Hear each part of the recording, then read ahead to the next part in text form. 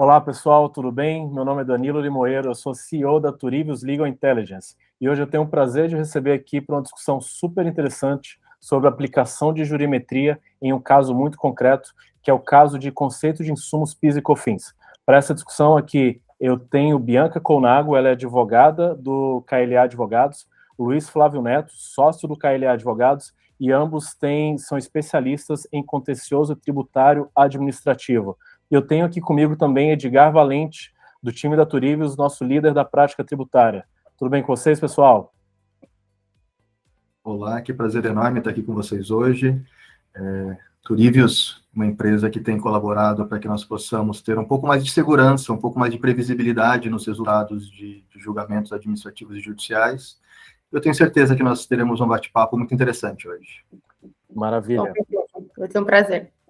Perfeito, pessoal. Pessoal, vamos começar aqui, então, falando um pouquinho do início dessa discussão, tá?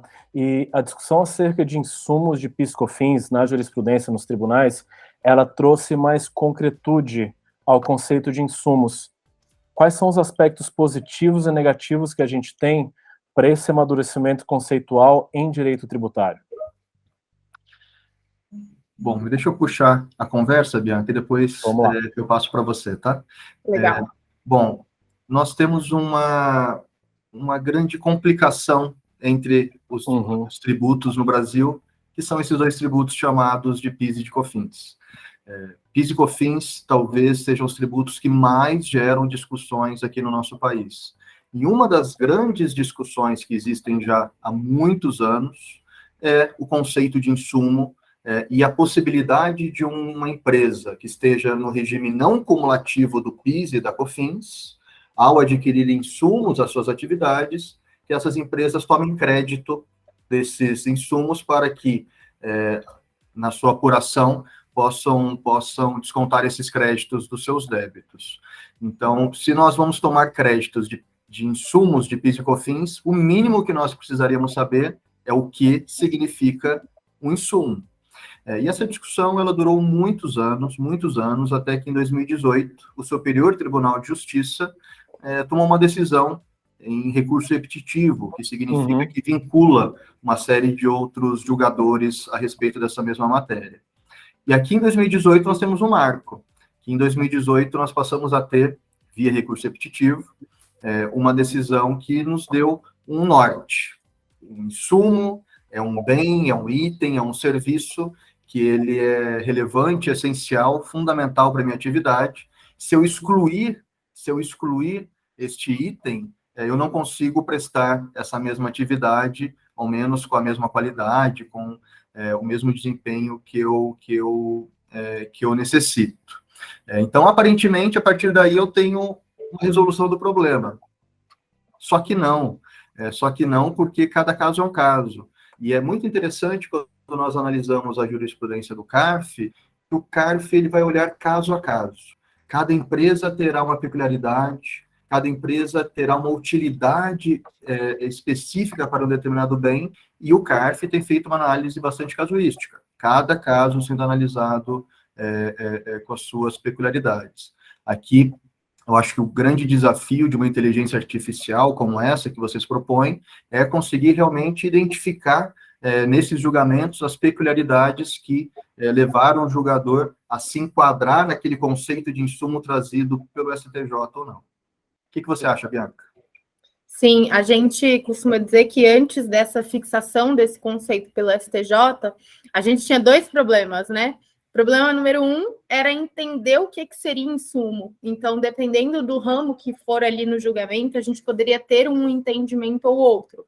Antes dessa fixação pelo STJ, a gente falava muito da corrente intermediária, porque a gente tem o conceito de insumo também para o IPI, que é um conceito bastante restrito, e aí a gente trata de bens ou serviços que se incorporam ao produto, e a gente tem também o conceito de despesa dedutível para fins de imposto de renda, que poderia ali, de uma forma macro, se assemelhar ao pressuposto que a gente tem quando a gente trata de insumo também.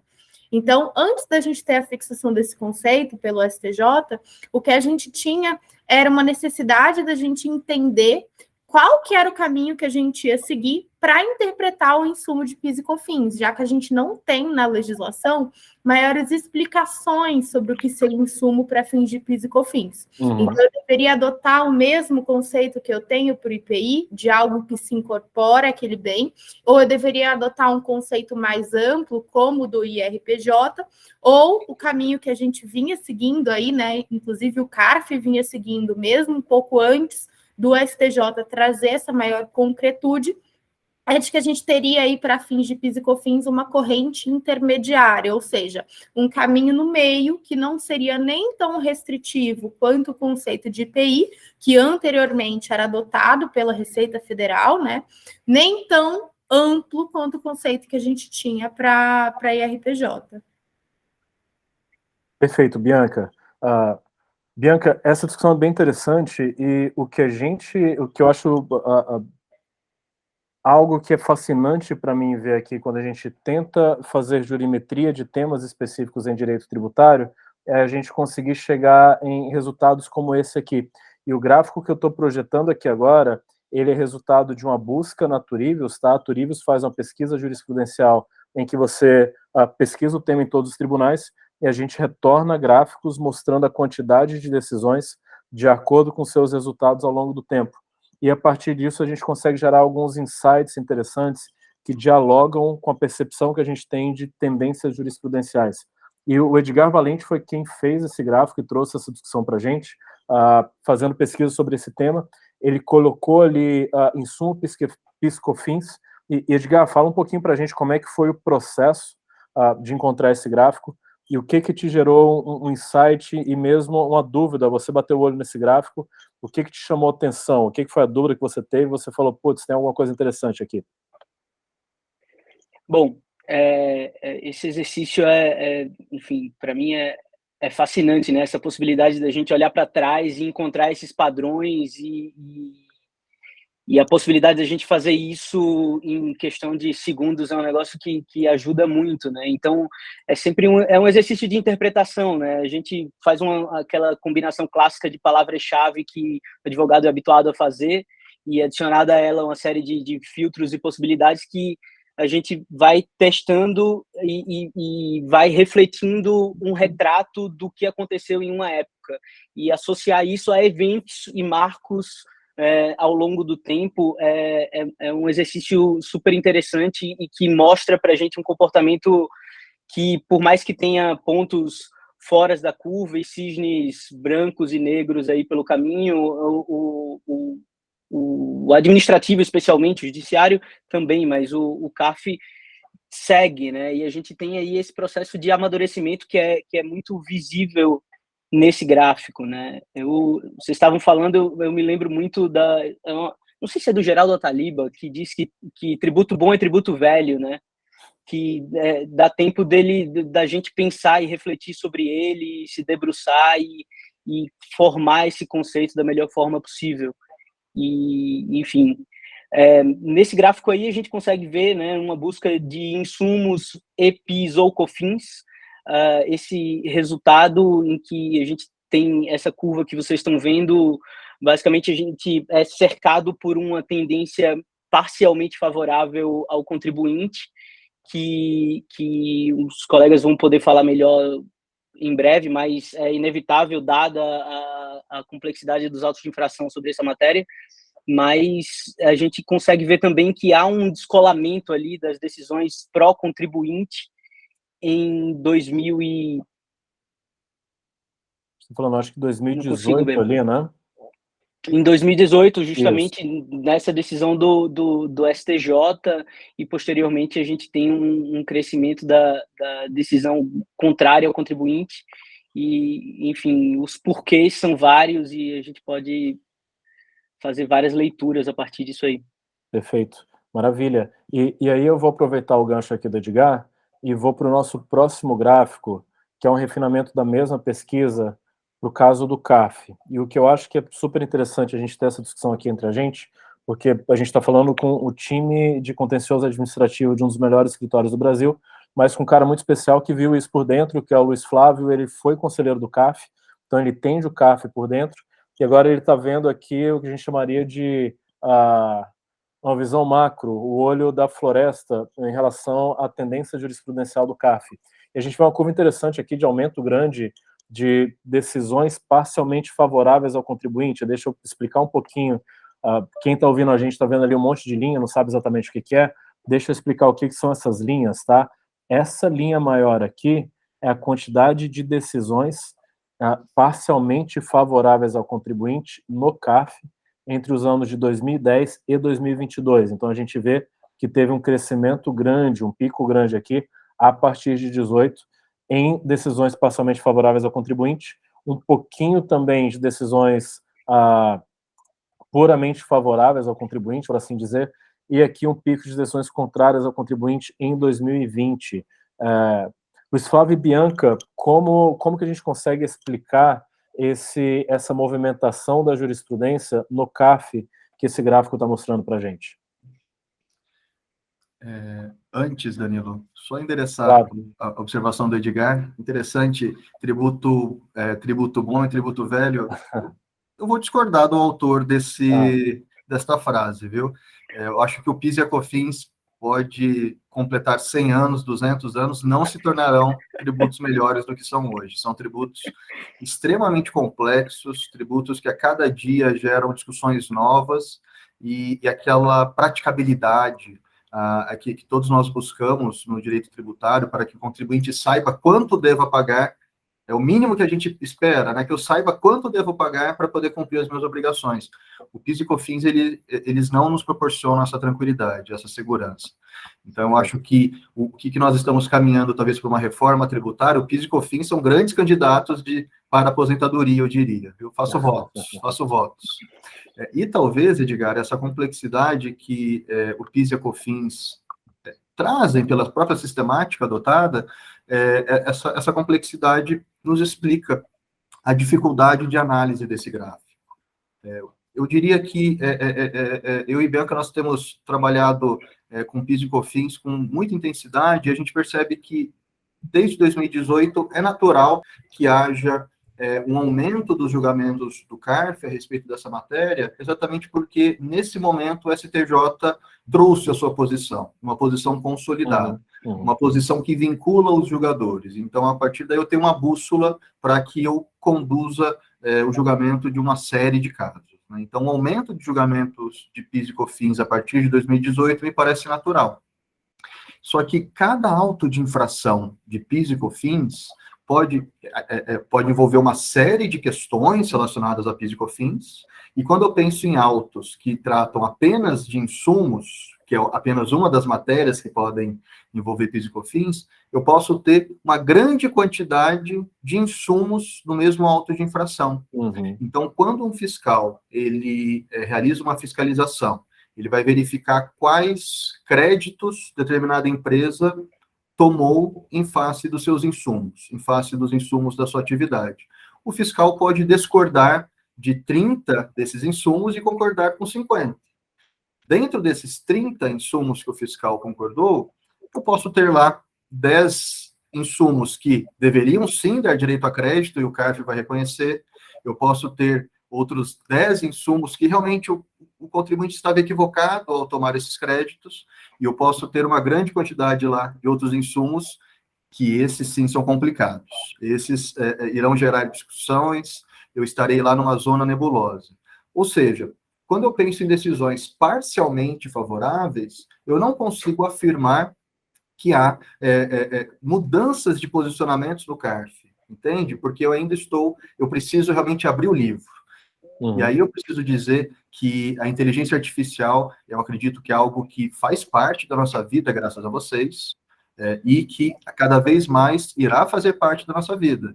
Mas nada exclui, na minha opinião, a atividade de um advogado que irá abrir caso a caso e verificar as razões de por que naquele caso eu tenho uma decisão parcialmente favorável ou uma decisão favorável ou desfavorável.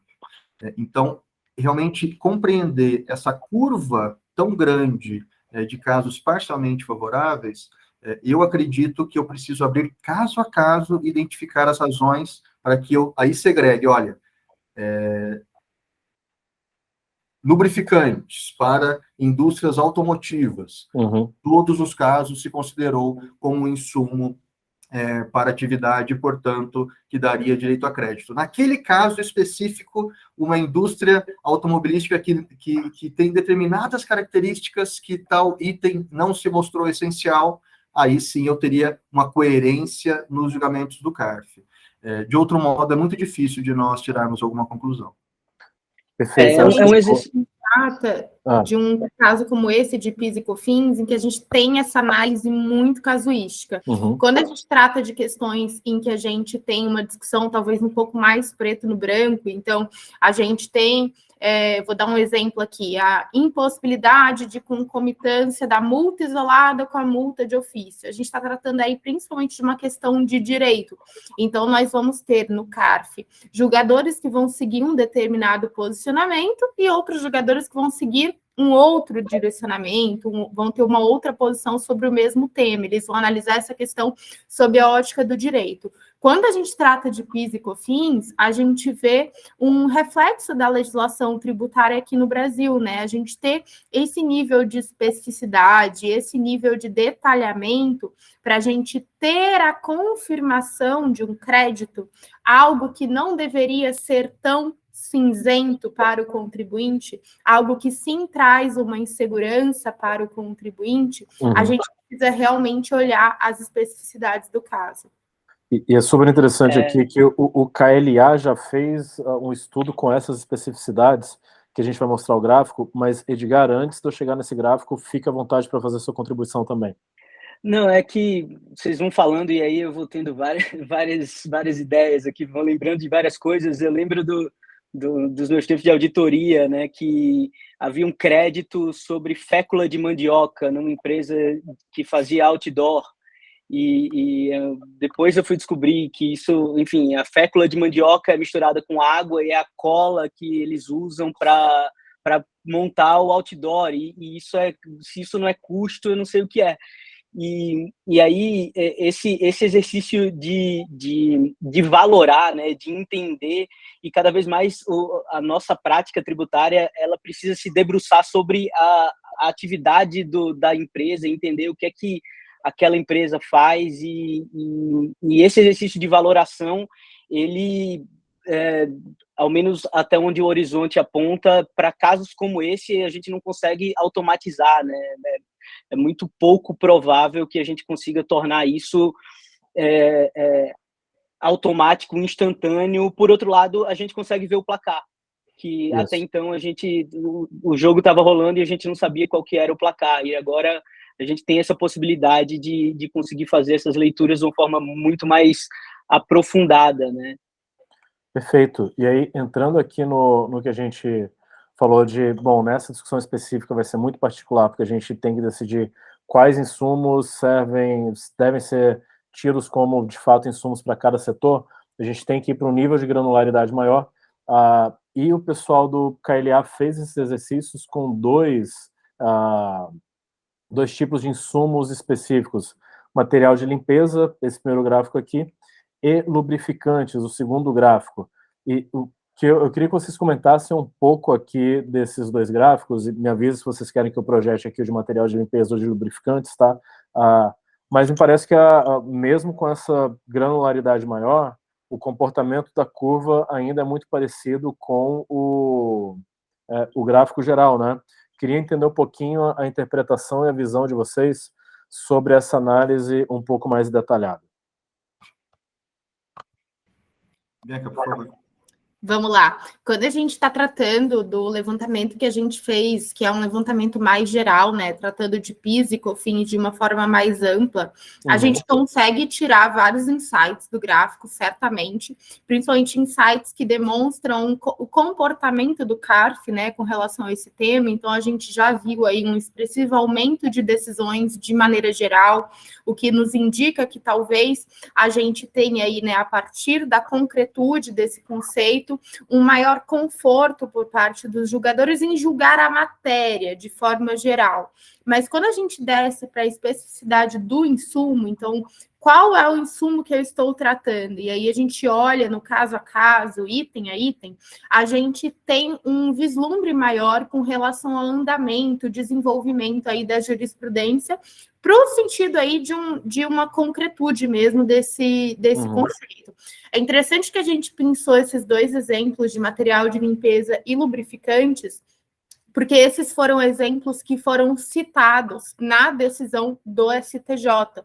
E que um pouco antes, e aí entra muito também do nosso histórico, da nossa prática, de ter esse acompanhamento jurisprudencial muito próximo, a gente tem em mente, né, por acompanhar isso, que esses eram temas que eles estavam ali, tinham muitas decisões desfavoráveis, a gente ainda não tinha uma segurança com relação a como ia vir o caminhar dessa jurisprudência.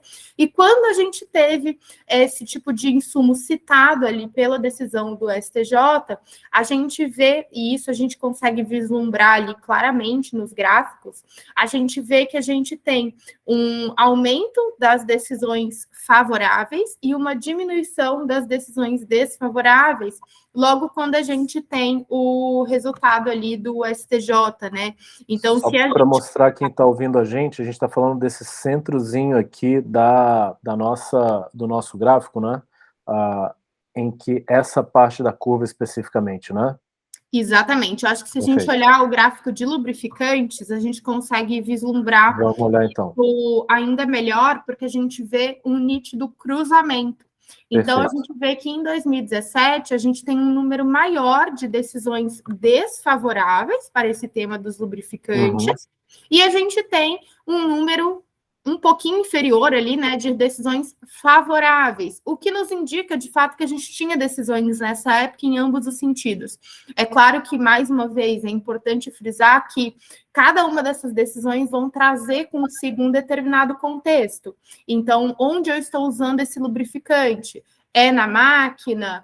É ali dentro do meu processo produtivo, porque eu preciso do lubrificante para produzir um produto? Cada uma dessas decisões vão trazer o seu próprio contexto, mas a gente consegue olhar de maneira geral e trazer alguns insights. E a gente vê que esse gráfico entre 2017 e 2018, lembrando que a fixação do conceito de insumos pelo STJ veio ali no meio de 2018, a gente tem essa inversão. Então, a gente tem um aumento do número de decisões favoráveis e uma diminuição do número de decisões desfavoráveis. Então, é interessante a gente trazer essa perspectiva, né, muito individual, quando a gente trata especificamente desse tema que a gente está tratando aqui, que é insumos e COFINS. Então, qual que é o insumo? Do que eu estou tratando? Mesmo nesse contexto, a gente ainda vai ter aí algumas particularidades que dizem respeito às empresas que estão tomando esse crédito, mas acho que a gente consegue ter um bom panorama desse caminhar da jurisprudência aí ao longo do tempo. Perfeito. Luiz Flávio quer adicionar alguma coisa? Luiz Flávio Edgar quer adicionar alguma coisa desse caso específico, quando a gente olha para insumos específicos? Edgar, por favor.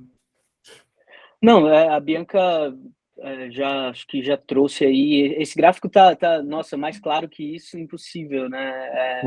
Realmente é muito visível aí essa mudança de comportamento e enfim, em 2019 já haveria um conforto muito maior, né, para qualquer um que fosse tomar alguma decisão nesse sentido, fazendo esse tipo de análise.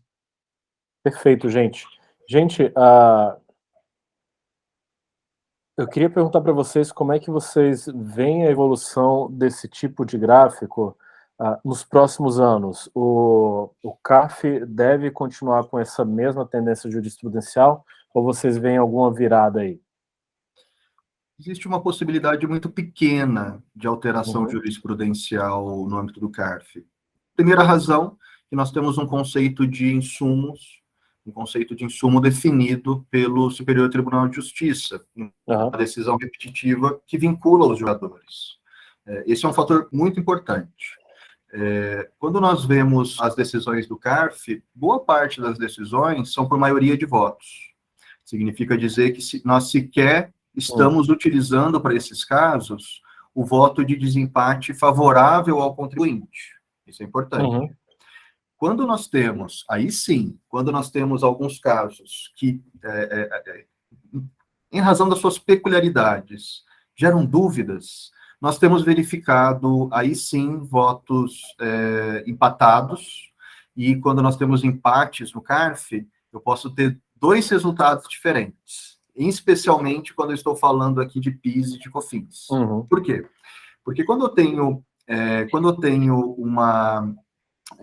um auto de infração lavrado contra o contribuinte, essa decisão ela vai ser desempatada favoravelmente ao contribuinte. No entanto, eu tenho outras situações em que o entendimento atual do CARF é de que esse voto de desempate ele não alcança o caso, então o voto de desempate seria favoravelmente ao fisco. Então, nós temos algumas situações em que uma mesma empresa, ela pode ter um julgamento a respeito de uma mesma matéria, mas em razão do procedimento adotado, nós teremos soluções diferentes. Isso pode ser alterado. Essa é uma questão que pode ser alterada, por exemplo, com uma ampliação do voto de desempate favorável ao contribuinte. Nós podemos também ter uma evolução ali dessa jurisprudência, tendo em vista que as autuações que são lavradas hoje serão julgadas pela Câmara Superior do CARF daqui a 10 anos, daqui a 8 anos, daqui a 5 anos. Então, nós temos acompanhado também uma evolução muito importante em termos qualitativos da fiscalização, que muitas vezes deixa de autuar um determinado contribuinte baseado em decisões do CARF. Então, decisões que hoje o CARF está adotando pode ter um reflexo de diminuição do número de autuações, e com isso também um reflexo desses julgamentos futuros, né? Então, em resumo, eu penso que o conceito de insumo não vai ser alterado. O CARF tem, claro, que se especializado na análise de cada caso. Então, com isso, nós teremos aí uma análise mais rápida e mais acurada de cada caso.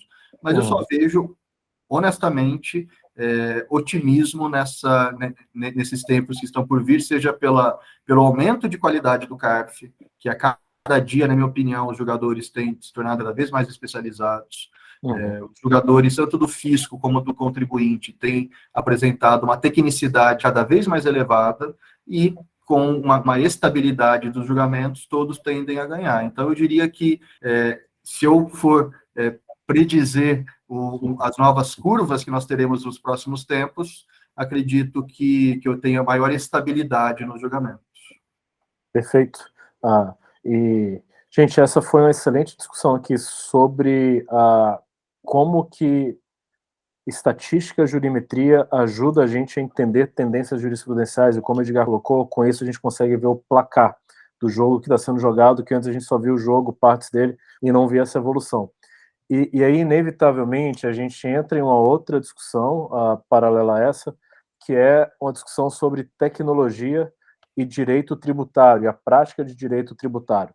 E eu queria perguntar para vocês que estão na linha de frente dessa prática, qual que é a utilidade desse tipo de gráfico que vocês conseguem ver na sua prática jurídica atual? Eu vou começar e depois eu passo para a Bianca. Perfeito. Que a Bianca é muito mais jovem, então ela vai entender de tecnologia muito melhor do que eu. Já se passou o tempo de falar difícil com os jogadores. Hoje, cada vez mais é preciso que você seja objetivo, que você seja claro, que você seja didático.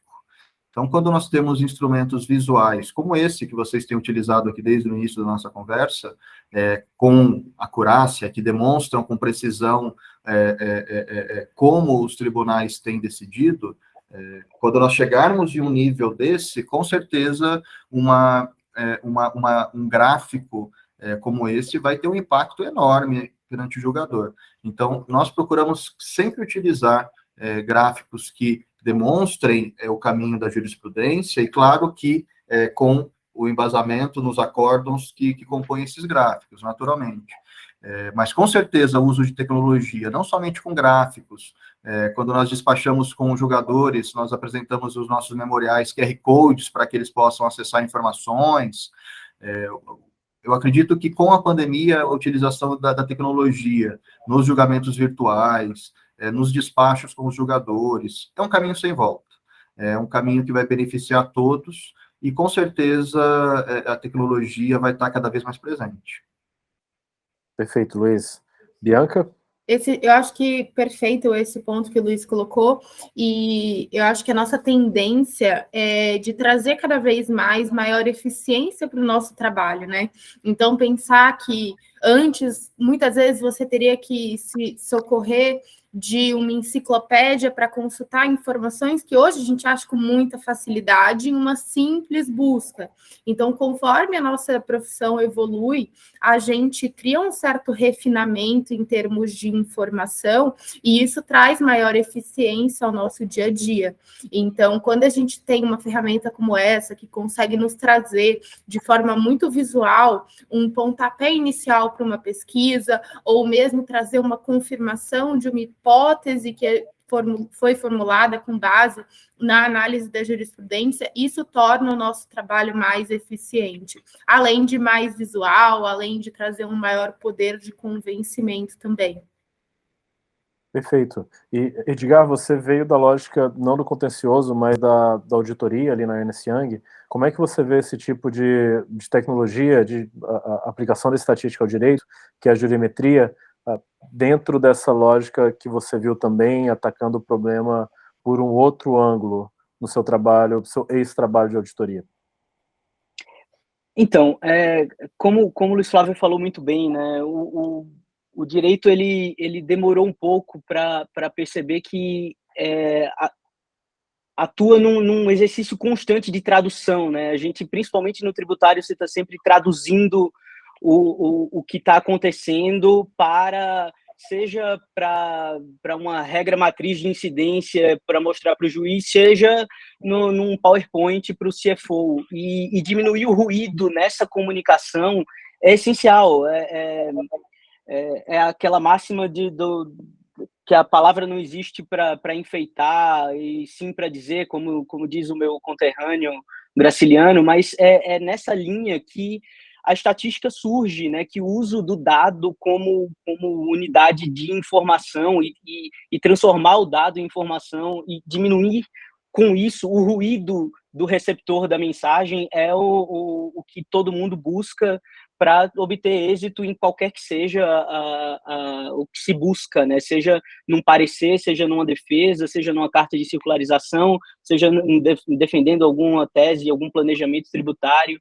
Então, esse tipo de análise é cada vez mais inevitável, né? Acho que já foi-se o tempo que a gente dizia que análise de dados e estatística no direito era coisa do futuro, né? Acho que quem não já está nela tá ficando para trás. Perfeito. Eu queria trazer um ponto aqui, eu acho que o Luiz Flávio falou no início da nossa conversa, um ponto que eu achei super interessante, e a gente aqui na Turivos está sempre tentando ver qual que é a estatística que é relevante para o nosso usuário, para o advogado. E o ponto que o Luiz Flávio trouxe foi, ok, aqui a gente está falando de uma tendência jurisprudencial, que eu tenho aqui uma visão geral, como a Bianca colocou, isso pode corroborar uma hipótese, uma intuição que eu tinha antes, mas isso não prescinde de um trabalho um pouco mais minucioso, de ver o caso a caso, o que cada bolinha daquele gráfico de fato está me dizendo. Vocês, Luiz Flávio e Bianca, vocês que de fato utilizam, consomem esse gráfico, como é que é no dia a dia a utilidade que ele apresenta, o uso que você faz dele e como que você complementa essa análise estatística pela jurimetria com o seu conhecimento mais tradicional da jurisprudência, da norma, como que você usa isso para se comunicar com o seu cliente? Bom, os nossos clientes, eles sempre buscam saber qual é o possível resultado de um caso que está em discussão. Uhum. Não somente os seus próprios casos, mas também os casos de outros concorrentes do setor. Então, claro que quando nós temos uma ferramenta capaz de capturar essa informação e traduzir como que o setor tem se comportado, né? Então, nós não podemos pensar apenas em indústrias, nós precisamos pensar em indústrias alimentícias. E dentro desse contexto de indústrias alimentícias, quais indústrias alimentícias têm as mesmas características que as minhas, né? E quando nós conseguimos, com uma precisão e rapidez, traduzir essa informação, isso é super valioso. Isso é super valioso. Então, isso é valioso não somente quando estou dialogando com um julgador, para que nós possamos debater, discutir como decidir esse caso, mas também durante toda a duração do processo, que é um processo longo. No Brasil, infelizmente, um processo tributário leva anos. É preciso que o contribuinte tenha a possibilidade de prever que há alguma alteração, que aquele resultado que se esperava será realmente concretizado. Então, é claro que nem é isso que vocês propõem, uma certeza absoluta quanto ao resultado que se alcançará em uma ação desde o seu início, mas quando você tem uma grande quantidade de dados, então nós vemos aqui que o gráfico que você nos traz mostra 10 mil decisões pesquisadas em 1 segundo. Quando você tem uma ferramenta capaz de sintetizar tantas decisões em tão pouco tempo, claro que você tem uma fonte de informação muito valiosa. E, novamente, trabalhando junto com o advogado, ser humano, que vai olhar com lupa e verificar se há alguma alteração justificável no julgamento de um caso ou outro. Perfeito. Bianca? Acho que o Luiz colocou bem esses pontos. A gente entra muito nessa questão da tecnologia ser um aliado, principalmente para conseguir ilustrar muito do que a gente traz, né? Então, voltando também, fazendo um gancho do que o próprio Edgar falou, da gente estar sempre tentando traduzir. A tecnologia entra aí para nos ajudar a traduzir, seja com o julgador, seja com o próprio cliente, para nos ajudar muitas vezes em uma estimativa de chances de êxito, todos esses pontos do nosso trabalho que estão relacionados a uma análise de jurisprudência. Então, todos os dias a gente lida com jurisprudência, a gente lida com decisões, a gente lida com o passado e com previsões jurisprudenciais para o futuro, que é o que a gente está tratando aqui hoje. Então, certamente, uma ferramenta que é uma grande aliada aí no nosso dia a dia. E, acima de tudo, a tecnologia voltada para o problema, né? E não tecnologia que visa resolver problemas que sequer existiam ou que resolvem outros problemas que não são o nosso, né? É a máxima do simples sem ser simplista, né? Acho que a simplicidade é o que todo mundo busca e a ferramenta, enquanto meio, ela também precisa ser. Perfeito. Maravilha, gente. Bom, gente, a gente teve uma discussão aqui agora sobre o conceito de insumo PIS/COFINS, como que a discussão jurisprudencial deu mais concretude a esse conceito. A gente se aprofundou aqui na evolução da jurisprudência do CAF sobre esse tema, olhando sobre alguns setores específicos. Eu queria agradecer bastante Luiz Flávio Neto e Bianca Colnago, do KLA Advogados, por ter feito esse estudo aqui com a gente e compartilhado o conhecimento deles conosco, tá? E agradecer também ao Edgar, que deu a faísca para essa discussão, fazendo algumas pesquisas aqui dentro da ferramenta Turivius, tá? Muito obrigado, pessoal.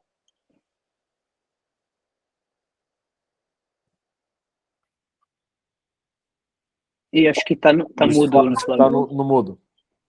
A frase mais falada durante a pandemia. Danilo e Edgar estava dizendo que nós precisamos agradecer não somente por essa conversa, que foi tão bacana, mas por vocês estarem colocando tanta energia, disposição e tecnologia a serviço disso que nós realmente precisamos para o país. Previsibilidade, segurança no direito tributário. Então, muito obrigado pelo trabalho que vocês estão fazendo e eu espero que vocês continuem com esse trabalho e aperfeiçoando cada vez mais essa ferramenta. Maravilha, perfeito.